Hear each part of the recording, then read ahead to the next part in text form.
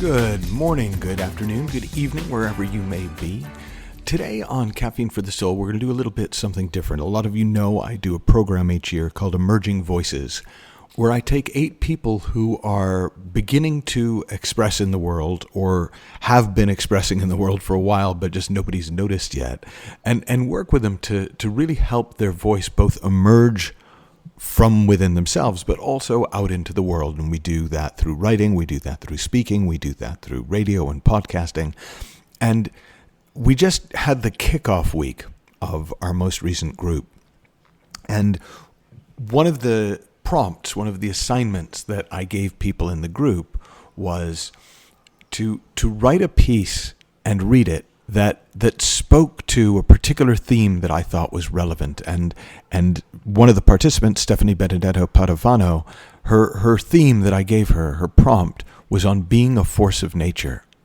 And what she recorded was so fresh and so different and so moving but fun that I asked her if we could use that in this week's podcast. So that's the context for what you're about to listen to, and I'll be back to talk a little bit more about it at the end. Force of nature. Once there was a small girl who was born with a special gift. She could sing the creative energy of the universe. When she sang, all the animals drew near, the deer, the frogs, the beetles and squirrels. Flowers blossomed, leaves unfurled, and green tendrils reached for the sky, roots grew downward. When she opened her mouth, the song might be a delicate, effortless trill, or a guttural, soul-shaking scream. Leaves would wither and fall from the trees, and sometimes animals collapsed in their final breath, for the energy that creates worlds is also that which destroys them. None of this seemed strange to the small girl. It was what it was, and she sang of all that was, until one day her song was too much. "You shouldn't sing like that," her mother said. "Other people who can't sing will feel bad." "Such singing all the time is wasteful," her father said. "Save it for when you need it." Because she loved her parents, the small girl quieted her voice. She only allowed her song to come out when she was alone or with other children who didn't seem to mind the whirling dust storms and flocks of ravens that followed. One day, a teacher caught the small girl singing to a spider in its web as it sank its fangs into a moth. "That song is dangerous," she said. "You could hurt someone with it." The small girl didn't want to hurt anyone, so she stopped singing altogether, except in her dreams. In her dreams, the small girl sang worlds into existence and out again, spiraling around universes. The small girl grew up and became a talented musician who played the violin, but she never, ever sang. She helped others find their voices, but she never forgot the danger that might happen if the world knew her song. She was certain it would destroy the world, or at the very least, fracture it in two. All through many years of playing her violin, the song inside the small girl was stirring. She could feel it curl around her throat and extend its tentacles through her limbs, asking, begging to be sung. When she could stand it no more, the small girl ran into the woods and whispered a song like the spring rain, a winter wind, howling wolves. The town came alive under her song, soft and quiet as it was. Colors were brighter, people felt more peace and more anger. There was more of everything that was when her voice fell over it.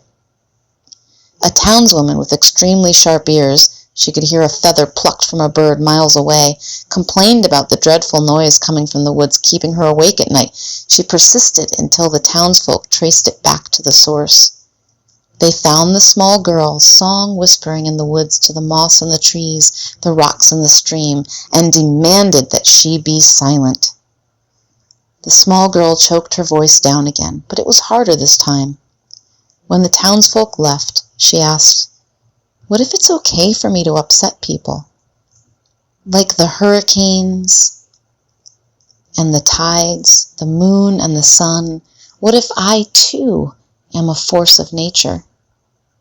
And just like that, the small girl stopped hiding. She sang in the morning with the doves and the frogs. She sang in the afternoon with the children who climbed off the school bus. She sang in the evening with the moon and the stars. She sang whenever she felt like it. Some people held their ears and ran away. Others gathered all their belongings and followed her, reveling in the song. Her song did fracture the world, opening a huge fissure and reaching to the core of the earth.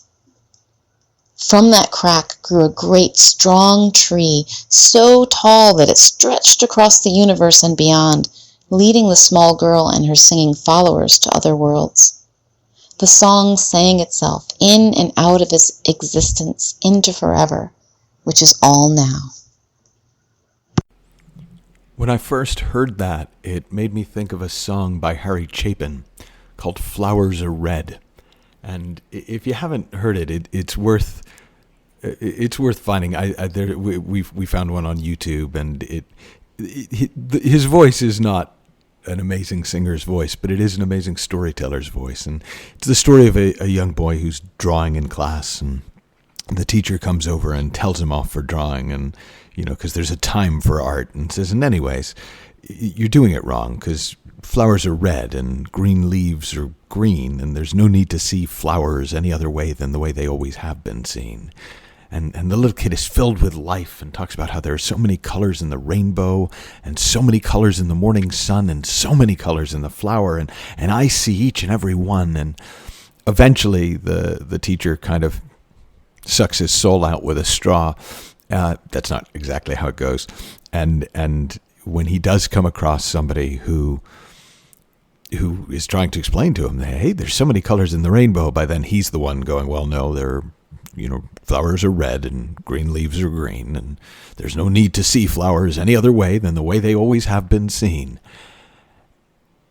And my guess is that's you, because it certainly is me. It certainly is anyone I've met who would like to express more fully, who would like to share their voice, share their song with the world. Somewhere along the way, you got convinced that it was dangerous, or it was wrong, or you weren't good enough. And so instead of seeing that for what it was, which is somebody else who had their voice taken away, trying to take yours away, trying to keep you safe the way somebody kept them safe, it's actually just wrong. We all have a voice, we all have a song to share, and the world seems to me to be much richer when we really allow our voice to emerge and share our song. If you want to learn more about Stephanie and what she's up to, you can find her at theawakenedbusiness.com. That's Stephanie Benedetto Padovani at theawakenedbusiness.com. Until next time, have fun, learn heaps, and I'll talk with you soon.